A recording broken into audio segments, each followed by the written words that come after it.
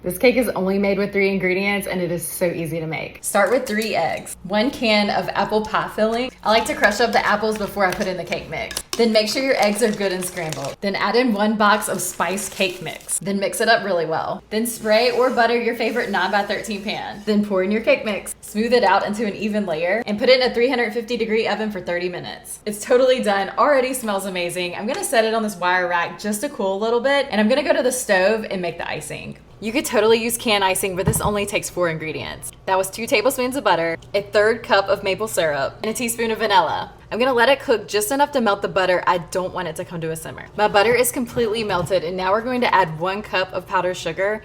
I'm just going to add it in slowly so it won't get overloaded with powdered sugar all at one time. I've also turned my heat off. You can see it created this really pretty maple color. I'm going to let it sit for 10 minutes just to cool and thicken up a little bit before I pour it over the cake. However, if you wanted to serve a slice of warm cake with a little drizzle of warm icing, nobody's gonna say no to that. All right, it's been 10 minutes. I gave my glaze one last stir and I'm pouring it right on top. Then just smooth it out until the entire cake is covered. You can let the icing sit and harden, or you can go ahead and cut it and serve it now. I personally love eating it warm, so you do whatever fits your time and your guests. So for the sake of now, I'm cutting me a piece. Cheers, y'all.